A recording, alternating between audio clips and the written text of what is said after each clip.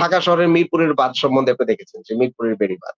সেরকম অনেক শহরের শহর রক্ষা বাঁধ হয়েছে শহরগুলোকে এই বর্ষা মৌসুমে রক্ষা করতে গিয়ে।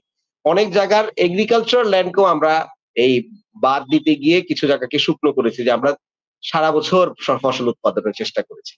এটা করতে গিয়ে কিছু ভালো হয়েছে, আবার অনেক খারাপ হয়েছে। সেটা কিরকম? অনেক খারাপের মধ্যে হচ্ছে যে ঢাকাকে আমি শুকিয়ে ঢাকাকে তো এখন ঢাকার এমনভাবে শুকিয়েছি যে ঢাকার জলাশয়গুলোকে আমরা ভরাট করতে সুযোগ করে দিয়েছি। যে কারণে এখন ঢাকায় আপনি থাকতে পারেন না। হ্যাঁ, এত গরম, এত হিট ওয়েভ। তো সুতরাং এটার সাথে নদীর সাথে সম্পর্কটা আপনি দেখেছেন যে আপনি নদীর পানি আর শহরে ঢুকতে দিচ্ছেন না। নদীর পানি বন্ধ করে দিয়েছেন। বন্ধ করে দেওয়ার পর কি করলেন? দখলদারদেরকে সুযোগ করে দিচ্ছেন। এবার তুমি ভরাট করো, হাউজিং কোম্পানি করো, বিল্ডিং করো। কোন জায়গা তুমি খালি রাখবা না। তো সুতরাং আপনার আরবান প্ল্যান এর সাথে নদীর নদীর ম্যানেজমেন্ট যেটা আমি বলি, ফরিদ ভাই শরীফ ভাই যেটা বললেন যে যখন ক্রুক মিশন হলো, এর পরবর্তীতে বড় ফ্লাড হওয়ার কারণে নতুন করে চিন্তা ভাবনা শুরু হলো কিভাবে আমি নদীকে শাসন করতে পারি। তো নদীকে তো শাসন করা যায় না।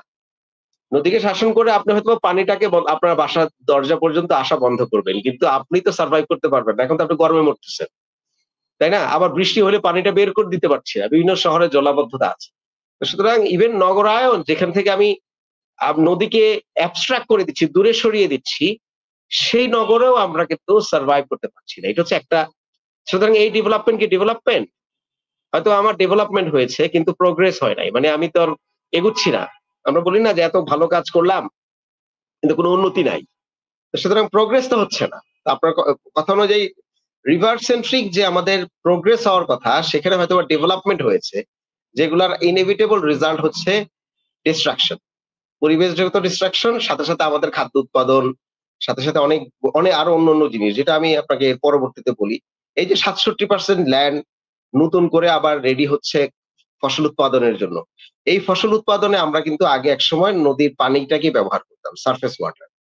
কিন্তু 80s এর দিকে যখন আমাদের যে সরকারগুলো আসলো, তারা গ্রিন রেভলিউশন এর নামে কি বলল যে, "না দরকার নাই, আমি নদীর পানি পাই আর না পাই, আমি গ্রাউন্ড ওয়াটার থেকে পানি উঠাবো।" এজন্য নভেম্বর থেকে শুরু করে আপনি দেখবেন যে পুরো এপ্রিল মে পর্যন্ত বাংলাদেশের সব অঞ্চলের মাটির নিচ থেকে পানি তুলে এই পাম্প দিয়ে এই ফসল উৎপাদন করে। মানে সেচ কার্য পরিচালনা করা হয়। এবং এটা করতে গিয়ে আমরা নদীগুলো ক্ষতি করেছি একদিকে।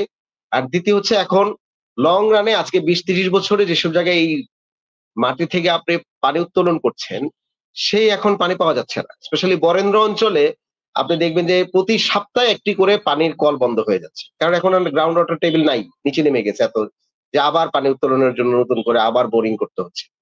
তো সেই জায়গায় পুরো ফসল উৎপাদন যারা করেন, পানির উপরে ডিপেন্ডেন্ট, তারা এখন পানি পাচ্ছে না। একটা মরুকরণ তৈরি হচ্ছে।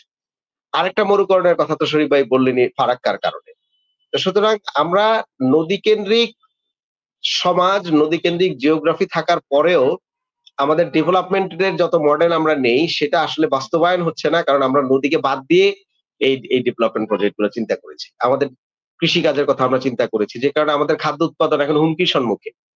কারণ হচ্ছে যে কতদিন আপনি গ্রাউন্ড ওয়াটার এর উপর ডিপেন্ডেন্ট থাকবেন? আপনাকে তো সারফেস ওয়াটার কিংবা নদীর উপরে যেতে হবে।